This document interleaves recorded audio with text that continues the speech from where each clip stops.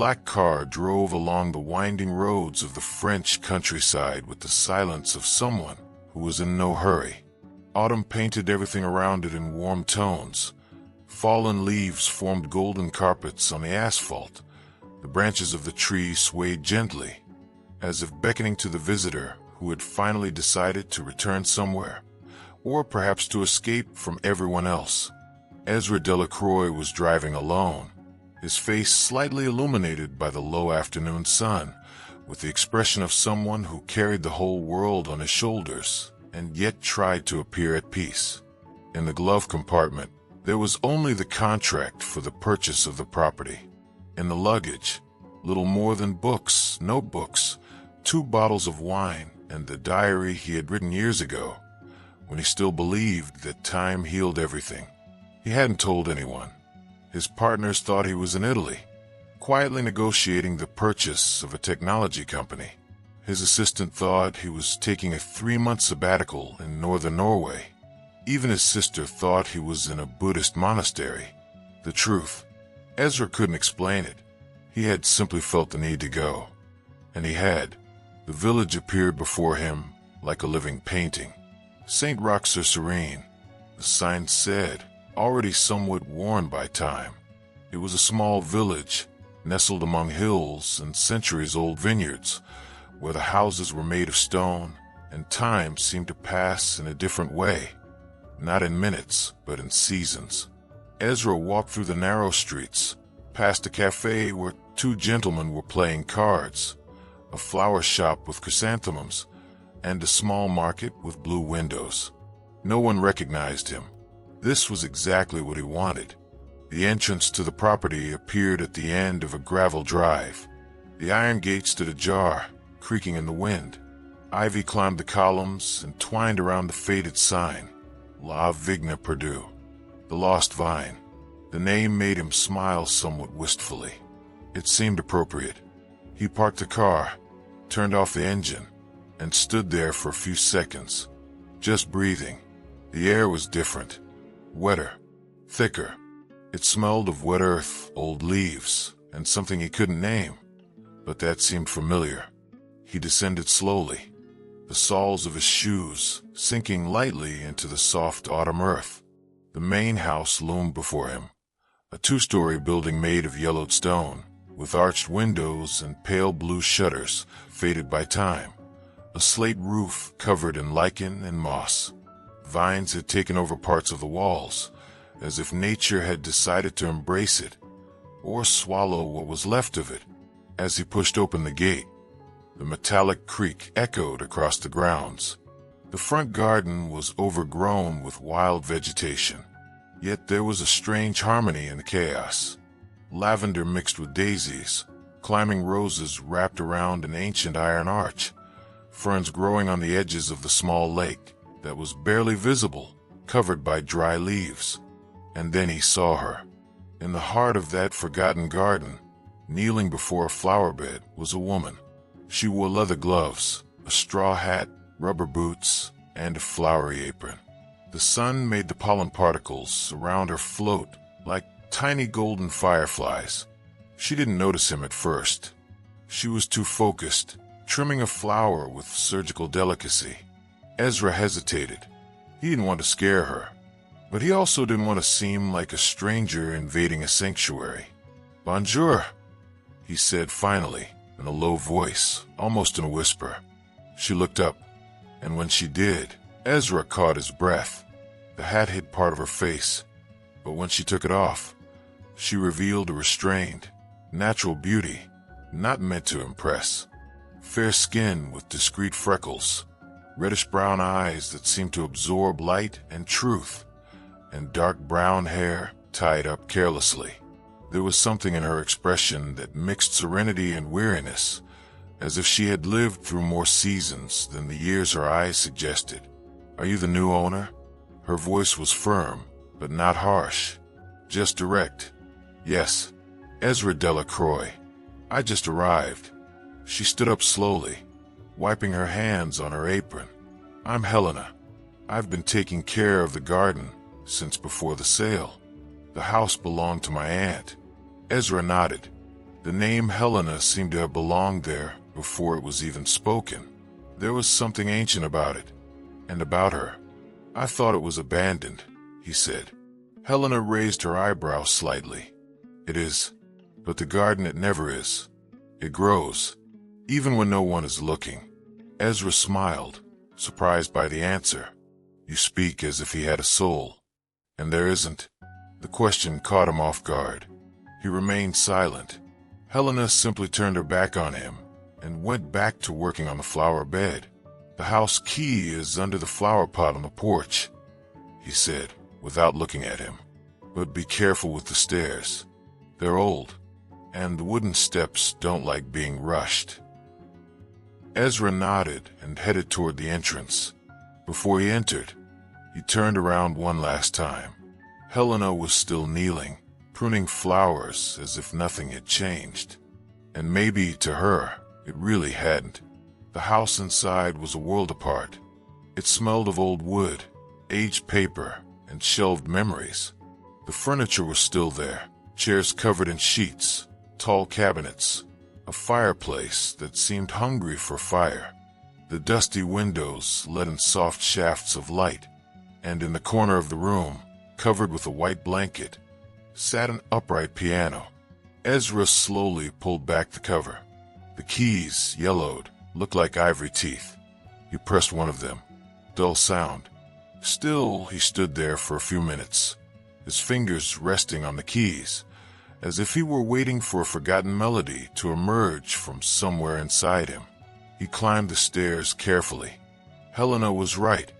Some of the floorboards creaked as if protesting the weight of someone new. The bedrooms upstairs were mostly intact. Beds covered, curtains thick, closets closed. There were paintings on the walls, pictures of the garden itself in different seasons. In the hallway, something caught her eye. A framed portrait. It was of a woman sitting on a stone bench, holding a basket of flowers. There was an undeniable resemblance to Helena. Perhaps it was the aunt she had spoken of, but the look in her eyes, there was something there. A deep sadness that seeped through the paint. Ezra felt a chill. He went down to the ground floor and made coffee with what little he had found in the pantry. He sat on the porch and watched the garden as night slowly fell. Helena was still there, trimming the branches of the hedge. It was like he had never left. And perhaps, he thought, that was why everything in that place seemed more alive than he himself. That night, Ezra had trouble sleeping. It wasn't exactly the discomfort of the old bed, or the creaking of the house, or the cold seeping through the cracks in the windows. It was something else. It was a feeling that something had begun to move inside him, as if the silence of that place was stirring forgotten places. He had isolated himself before. He had been alone on yachts, in five-star hotels, in glass houses in the mountains, but he had never felt so exposed as he did here. The next morning he woke up early. The sky was still painted in blue and orange hues, and the mist rose from the hills like floating veils. The garden, with the early morning dew, seemed made of glass. Helena was already there, kneeling next to a rose bush, her hair tied in a low knot. She was wearing the same gloves as the day before. Ezra approached without haste. "Do you always wake up this early?" "The garden doesn't wait," she replied, without stopping the movement of her hands. "And the plants are more sincere at dawn." He crouched down nearby, watching her. "What do you mean, sincere? They haven't put on the mask of heat yet. They're not pretending to be strong. They're more fragile, more real." Ezra smiled, impressed. "You talk about plants as if they were people." She finally looked at him, and there was something provocative in her eyes. "And you talk to me as if I were an answer to a question you haven't asked yet." Ezra was silent. Helena stood up, wiped her hands on her apron, and pointed toward the back of the property. "Come, I want to show you something." The stone path that cut through the side garden led to a more secluded part, where the dry vines began to give way to a small wood. Among the low trees, shrouded in ivy and moss, There was an old arbor of weathered wood. In the center of it, a stone bench, covered in leaves, almost hidden by time.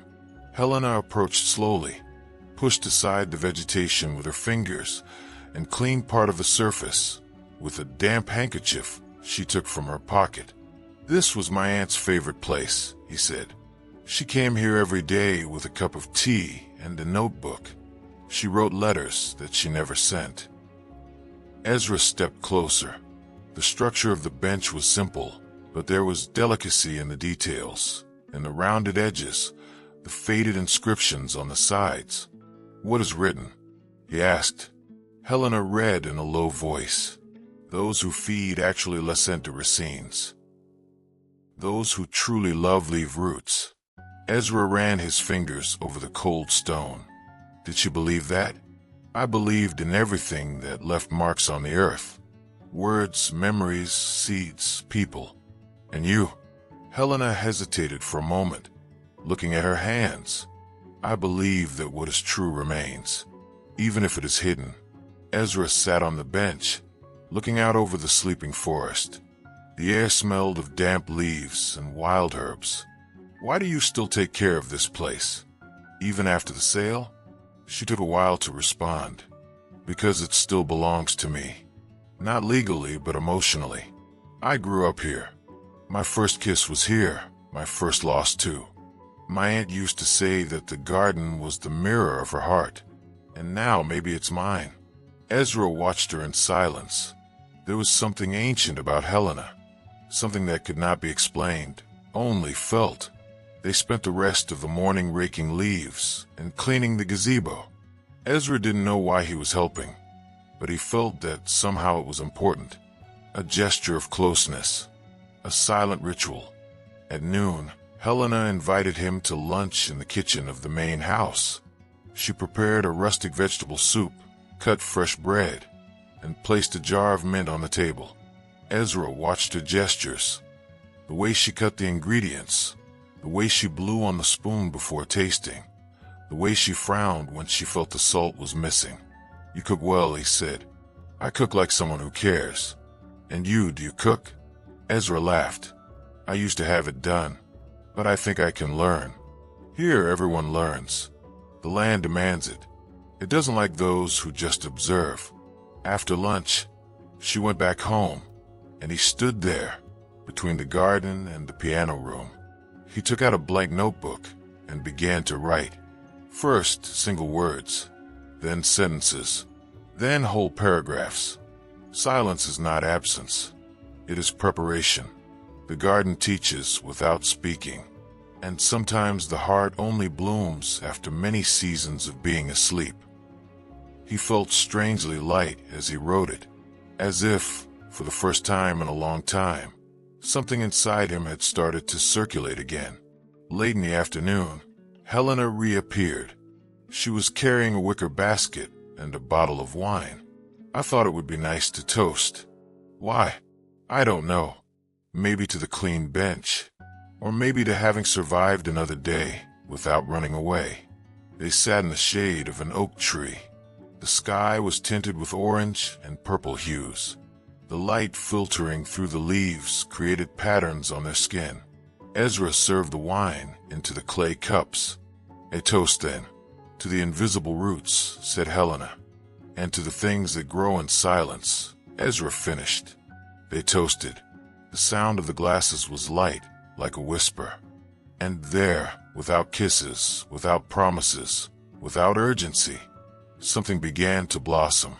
That night, Ezra returned to the stone bench alone. He took a candle, a notebook, and the letter he had found hidden inside a book in the house's library. A letter written by Helena's aunt, with no addressee. "If you ever find this garden, know that it holds more than just plants. He keeps secrets, pain, hope, and if you sit here, in the cold of the stone and in the shade of the trees, you might find something you didn't know you were looking for yourself." Ezra read it out loud, slowly. Then he closed his eyes and sat there for a long time. For the first time in years, he felt no rush to leave. He felt like he was finally in some kind of home.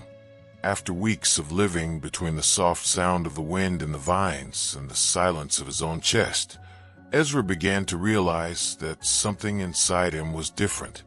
It wasn't an outburst, nor an epiphany. It was a slow, almost imperceptible movement, like when the earth begins to move beneath the seed before the sprout even breaks the surface. Helena had become a constant presence, but she was not an invasive presence.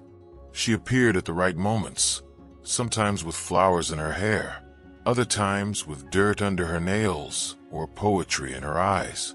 And with the same ease with which she entered, she also left, leaving invisible traces in the air. Ezra wondered if she realized what was growing between them, or if, like him, she also pretended that nothing was happening so as not to scare what had barely been born. It was on a morning of gray skies and a biting wind that everything began to change. Helena arrived home with puffy eyes and a restrained step. Ezra, who was waiting for her with freshly brewed coffee, noticed immediately. Did something happen? She didn't answer right away. She just placed a small wooden box on the kitchen table and sat down, taking a deep breath. Her eyes were fixed somewhere between the wall and the past. "I'm leaving." The words fell like dry leaves, without noise, but with weight. It took Ezra a few seconds to react. "What?" "I got a scholarship for a project in Marseille. Urban reforestation. It starts next month." He looked at her silently.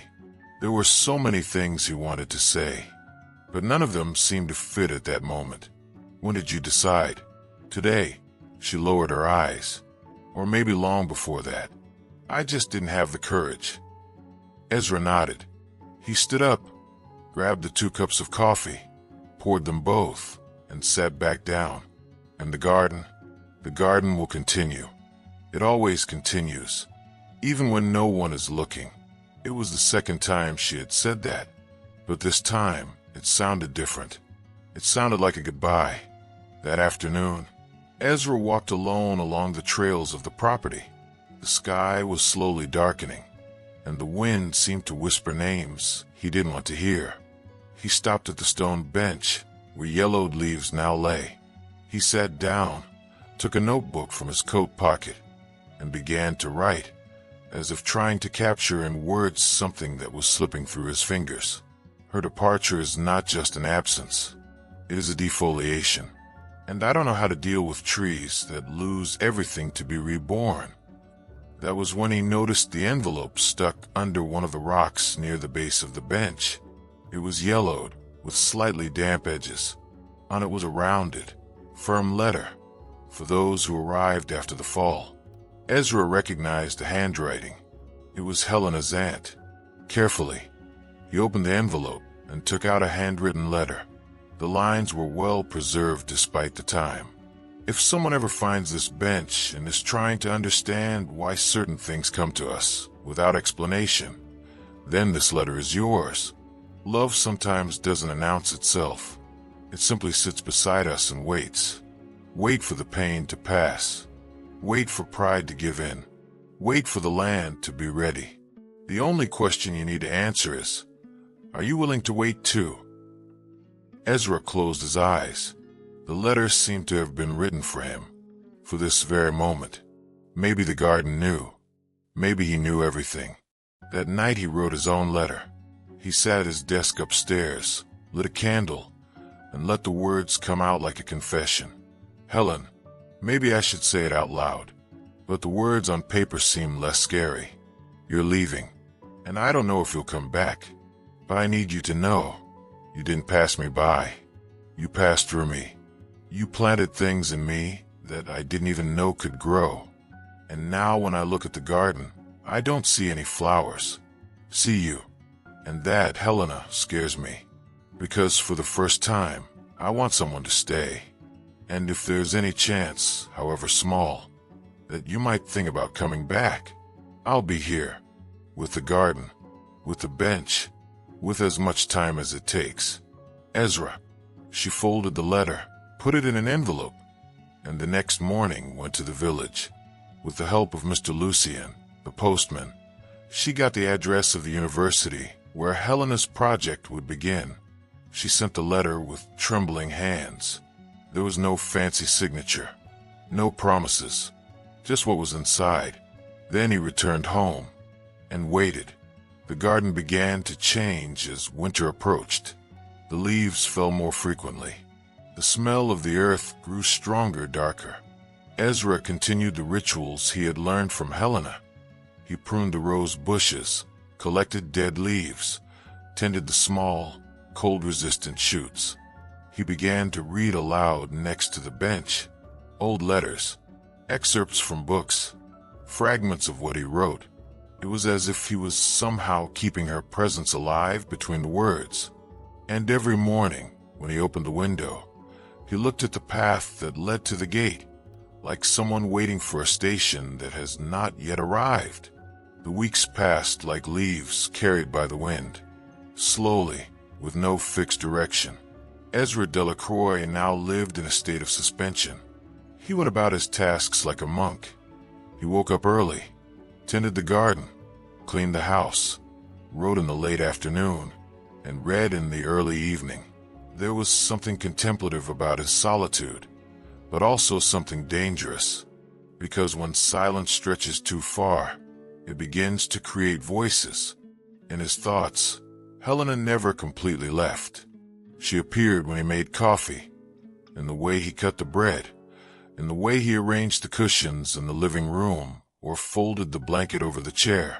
Ezra didn't know if he was going crazy, or if he was just allowing himself to remember. The strange thing was that the more time passed, the less she seemed absent. It was as if she had become part of the house, of the garden, of the wood, of the earth, of the pages of the notebook. There was not a single place where he did not see her.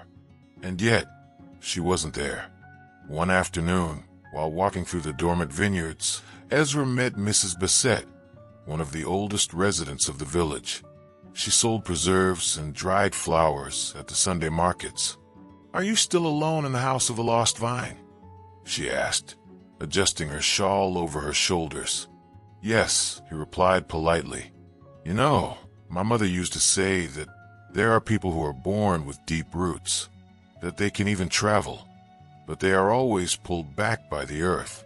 Helena was like that.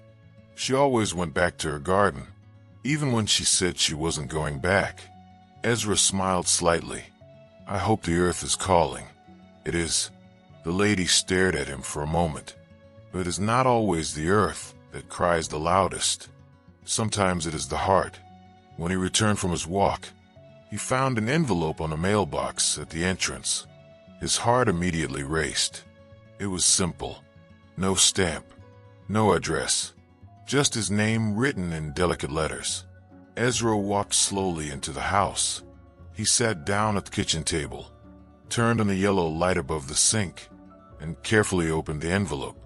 It was Helena's handwriting. "Ezra, I read your letter in a cafe at the train station. It was snowing outside, and your words felt warmer than the tea I was holding. It took me a while to respond, not because of indecision, but because of fear. Because when someone really touches us, something inside us breaks. And I was afraid that I wouldn't be able to put it back together. Asterisk, but then I remembered the stone bench. I remembered the smell of rosemary in the morning, the sound of your laughter when you missed cutting the lavender, your voice reading aloud, as if you were trying to stitch the world together. And I understood that it's not about gluing what broke. It's about building something new, with everything we were, and everything we can still be. I'm coming back. If the garden is still blooming, wait for me on the bench. H." Ezra didn't read the letter 2 or 3 times. He read it dozens of times. Each line cut through him more sharply. He raised the paper to his face, inhaling that almost imperceptible scent of old paper mixed with lavender. He got up, walked out the front door, and walked to the stone bench. Night was falling. The sky already dyed a deep blue, but he didn't wait for the next day. He took a wire brush, a blanket, and a small cushion and cleaned the bench until it looked like new. He lit lanterns around it, placed a small vase of freshly cut flowers on it, and wrote on a note, "It's still blooming and waiting for you." He left the note on the bench, protected by a stone. He returned home, and he did not sleep that night. Helena arrived 3 days later. It wasn't a cinematic entrance. There was no rain, no screams, no desperate hugs. She appeared at the gate with a small suitcase, her hair tied up in a mess, and a look that mixed nervousness and certainty. Ezra opened the door without saying a word. He just looked at her. Helena didn't say anything either. She dropped her suitcase on the floor and walked slowly towards him. "I was scared," he whispered. Ezra nodded. "Me too, but I was more afraid of not coming back." He gently pulled her closer, and the hug wasn't one of longing. It was one of recognition, like someone who finds each other after searching for each other for a long time. They stayed like that for minutes that they couldn't measure. That night, they talked little. Helena slept in the guest room at her own request. "I still need to remember what it's like to sleep here with my whole body," he said with a faint smile. Ezra respected this, but he prepared tea, heated the room, and left a note on the bedside table with the simple sentence, "Welcome to the season of unspoken words." Helena slept with the note under her pillow, and Ezra, in the next room, smiled for the first time in months. The days that followed Helena's return were not marked by grand gestures or cinematic statements. They were made up of simple routines, slow words, and comfortable silences. She returned to occupy the rooms with a naturalness that surprised even herself. The aroma of tea with lemon and ginger once again dominated the mornings. Open notebooks reappeared on the kitchen table. Vases with freshly cut flowers appeared in the corners, without Ezra noticing who had placed them there. But there was caution in their movements, as if they both understood that their reunion did not mean a return to a previous point, but the beginning of a new season, one in which the seeds were intact, but the soil needed to be turned over carefully. Helena slept in the guest room for 3 days, not out of distance, but out of respect for her own feelings. Ezra understood. He didn't charge her. He didn't ask. He just kept her company. He cooked, tended the garden with her, read her passages aloud during the afternoon. One afternoon, she found him sitting under the olive tree, with a notebook on his lap.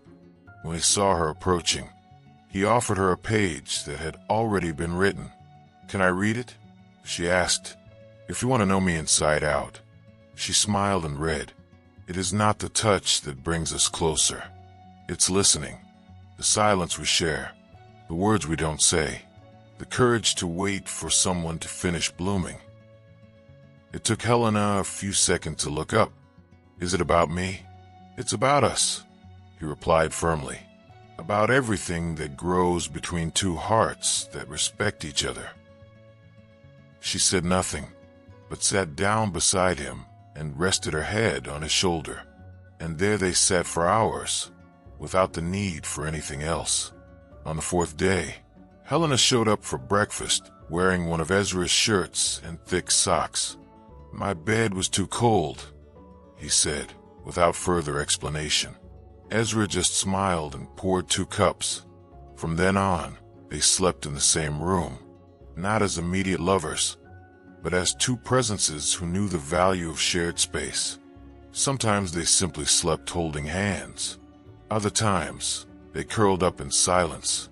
It was a love that grew like spring, shy at first, then bolder, then inevitable. In the garden, shoots began to appear, small green dots amidst the dark earth. Helena watched them as if she were watching the birth of something sacred. "Every plant has its time," he said. "Forcing a flower to open before its time is killing it from the inside." Ezra wrote down every sentence. Helena smiled when she noticed this one late afternoon. "Are you going to turn me into a book?" "Perhaps," he replied, "but it would be more of a diary than a novel." A diary of what it is like to live by your side. Then write about what you don't see too. About the fears I don't show. The flaws I hide. True love needs to fit into the ugly spaces too. And you show me yours, little by little, like spring does. That night, they made love for the first time since she returned. It was different from the first time. There was no urgency, no doubt. There was surrender. Ezra kissed her as if he were listening. Helena touched him as if she were asking permission. They both seemed to be grateful for every gesture, for every second of their time. Afterwards, they lay there, legs intertwined, eyes open to the aged wooden ceiling. "Are you afraid of summer?" asked Helena, breaking the silence. Ezra turned to face her. "Fear of losing what we have now." "Yes, me too. But if we get through the winter, we can get through the heat." She hugged him tightly. "Promise that if I dry out, you'll water me?" Ezra smiled against her neck. "I promise. And if I wilt, will you prune me?" "Only the parts that prevent new flowers." And they fell asleep like that. In the days that followed, the house breathed a lightness. Ezra resumed his book with more confidence. Helena reorganized the garden by seasons. Together, they created a space for visitors, a small bench between olive trees, surrounded by lavender. They called the place the Listening Refuge, because it was there that they learned to listen to each other without rushing, and to themselves too. Spring was no longer a metaphor. That's what they lived, in full.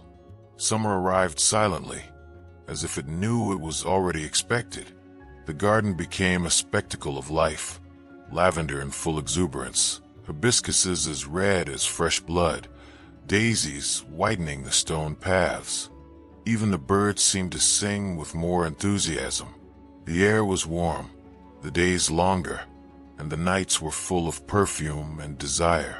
Ezra and Helena got used to sleeping together, to cooking lightly, to sharing the same rhythm. They began to receive visitors from the village, an old woman who brought fresh eggs, a young man who wanted to learn how to prune rose bushes, a girl who read poetry to the plants, believing that they grew happier that way. The house was no longer just a refuge. It was a home, but with summer came the weight of choices. One morning, Helena was quieter than usual. She looked at the garden as if trying to predict the future in the shadows of the leaves. Ezra noticed her from afar. "Something wrong?" "No." She smiled without showing her teeth. "I'm just feeling summer coming on strong. And with it, that feeling that everything is too beautiful to last." Ezra gently pulled her by the waist. "Not everything that is beautiful needs to end, but it almost always ends." Ezra was silent, not because he agreed, but because he understood. He knew that fear. The fear that in giving too much of himself, something would be lost. That the fuller the moment, the more fragile it would become. The next afternoon, Helena appeared with her aunt's box of letters. She carried it as if she were carrying a reliquary. They sat under the gazebo, surrounded by bougainvillea. "I still need to open the summer letter," she said in a low voice. Ezra nodded. It was hot, sweat trickling slowly down his temples, but neither of them moved. Helena opened the envelope. She read it slowly. "Helena, if you've come this far, then you've already learned that love isn't just about touching. Love is also listening to the silence of the other. It is giving space without pushing away. It is knowing that not all distance means abandonment. Summer is the season of excess, of intensity. It heats up, but it can also burn. Therefore, mature love learns to refresh itself. Learn to apologize. Learn to accept that even those you love can fail. Don't be alarmed if things seem too big. It's just the heart expanding to fit someone real. With love, T." Helena slowly lowered the paper. "I never really understood that letter," he confessed. "Now I think I understand." Ezra laced his fingers through hers. "I failed in other seasons. Out of fear. Out of pride. But now I want to stay, even when it hurts. What if we're too big for each other? We settle in slowly. Helena rested her head on his shoulder. They stayed like that until the sun disappeared behind the hills. But summer, as the letter predicted, also brought its internal heat. Small differences began to emerge. Ezra would write late into the night, immersed in his writing, and sometimes he would forget the tea she was making. Helena preferred mornings, wanted silence at sunrise, and was irritated by the noises of the old coffee maker that he insisted on using. One night, after a rather tense dinner, she sighed deeply. "Sometimes I think we're trying too hard. And isn't that love?" asked Ezra. "Maybe, but I'm afraid that by trying so hard, we stop simply being." Ezra approached slowly. "So we will make mistakes. We will stumble. But together." She looked into his eyes for long seconds. "Do you promise?" "I promise not to promise perfection. But presence, yes." Helena smiled. Her eyes filled with tears. "That's all I need." The next morning, Ezra found her sitting on the porch, her hair tied in a messy bun and her eyes fixed on the vines. "I dreamed about my aunt," she said, not looking at him. "She was sitting on that bench, telling me that love isn't about being sure. It's about choosing to stay even with all the doubts." Ezra sat down beside her and hugged her. "Then I think she would approve of our mess." "I think so too." In the following days, they returned to their lightness. They prepared a picnic in the woods, read letters aloud, and danced in the kitchen to the sound of old music. But they knew, deep down, that the intensity of summer was preparing them for autumn, and that true love is not what lives only in flowers, but what resists when they begin to fall. The first day of autumn arrived with the smell of wet wood and veiled promises. The leaves began to change color, and the garden seemed to enter a slow dance of farewell. The heat gave way to steady breezes. The lavenders lost their brightness. The trees began to shed what they no longer needed. Ezra watched everything with attentive eyes. He knew that the garden was preparing to sleep, and he also knew that Helena's heart carried the same seasons. The mornings were quiet again, but this time it was not the comfortable silence of spring. It was a thicker silence, more filled with unshared thoughts. Helena spent more time in the woods, alone.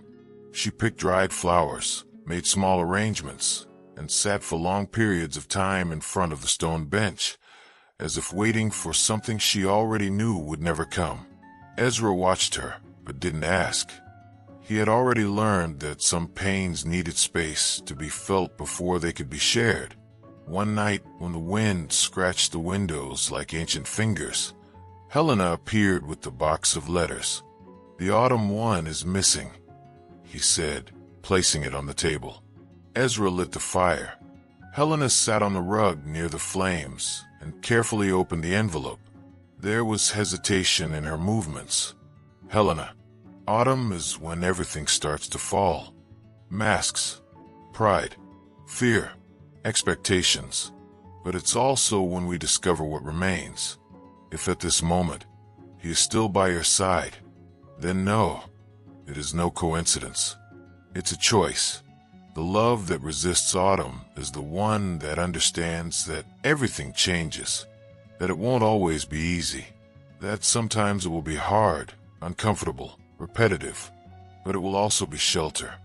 And if you open yourselves to each other as the earth opens its roots, then, my dear, winter will not be the end.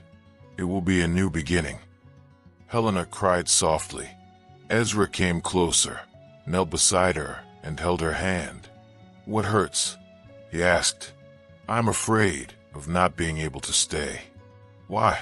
"Because sometimes love seems like a mirror, and I see more of my cracks than the reflection of who we are." Ezra hugged her. "The cracks show where the light entered. You say that so easily, because I have them too, and you chose to stay anyway." She rested her head on his chest. They stayed like that for a long time, until the fire went out and only their breathing was left filling the darkness. In the following days, Helena was silent, but it was a different silence than before, not of distance, but of immersion. Ezra respected. He continued writing. He organized the pages of the book that was born without a name. Each chapter was inspired by a season. Each scene was, in some way, about it. On the last page of one of the notebooks, he wrote, "I don't know how it ends, but if she lets me, I'll plant more flowers. And if she comes back, I'll have a whole garden waiting for her."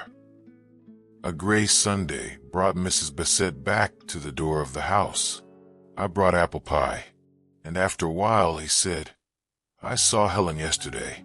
She was alone in the forest, drawing leaves." Ezra thanked him for the pie and closed the door with a weight on his chest. That night, Helena was late in returning. When she arrived, she was wet with dew and her hands were cold. "I lost track of time," he said, almost as an apology. Ezra covered her with a blanket, served tea, and asked no questions. "Are you leaving?" he asked only when she had finished her drink. Helena looked at him with calm eyes. "I thought about going." Ezra nodded. "And what holds you back?" She smiled slightly. "The smell of your silence." He didn't understand right away, but she explained, "When I'm by your side, even silence smells different, like home." Ezra pulled her close. "Then stay, even if winter comes hard, even if the garden sleeps." Helena did not respond with words. It just stayed. Winter arrived with an ominous calm. The mornings were covered in mist. The wind blew across the hills with an ancient lament. The garden slept. The lavender had completely dried up. The vines no longer had the strength to support even shade. The trees stripped themselves bare without protest. Inside the house, the cold invaded the cracks. But Helena and Ezra had learned to warm what really mattered, the silence between them. They slept together every night, even though their bodies were far apart. They spoke less, but felt more. Every gesture was a declaration. A cup of tea left on the table, a scarf around the neck, a blanket folded at the foot of the bed. It was love, but the love of the roots. In early December, Helena came down from the attic with the final envelope in her hands. Eternal, the elegant handwriting read. She held it for hours without opening it. Only at night, in front of the lit fireplace, with Ezra sitting next to her on the living room rug, did she decide to break it. "Helena, if you've come this far, then you understand that true love is not something that never changes. It's what continues to make sense, even when everything around it changes. Winter forces us to gather, to protect, to trust. If he is still with you, even through the long nights and short days, then you have found him. Eternal is not forever. The eternal is now. It is presence. It is someone who remains when the world asks us to give up. This is my final advice. Love with patience, because what grows slowly is what never falls completely. With all my love. T. Helena closed her eyes. Ezra enveloped her in silence. "Do you feel like we've reached eternity?" He whispered.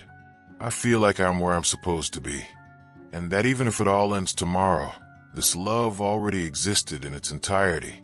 Ezra kissed her forehead, with a bow that demanded no return. "Then that's enough."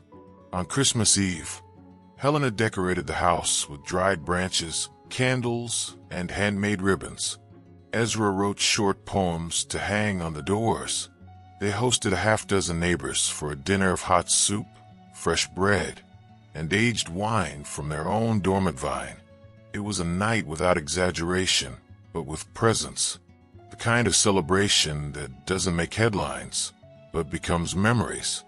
The next morning, Helena and Ezra walked to the frost-covered stone bench. They sat side by side, wrapped in blankets. She took a blank sheet of paper from her pocket. "What is that?" "The next letter." Ezra smiled. "Are you going to start writing for the next Helena?" No, she replied. I'll write it to myself, for when I doubt all this. Ezra took her hand. Can I write along? She nodded. And then, under the white winter sky, they wrote, Dear Helena, if one day you forget that it's possible to love without pain, go back to the bank. If Ezra ever seems distant, remember that he always listened more with his eyes than with his ears. And if one day all this seems like a dream, touch the earth. She will remind you of what was real. With love, yourself. Ezra completed in his own handwriting. And if this letter comes to an end, may it be just the beginning of another season. That night, they wrote the last page of the book together. Ezra did not want to give the novel a name. Helena suggested, What if we call it Helena's Garden? Ezra laughed. That seems too modest for you. It's not about me. Then what is it about? About what blooms even after everything else seems to have died. Ezra nodded softly. Months later, the following spring, they opened part of the property to the public, but not as a winery. They transformed the space into a writing and cultivation center.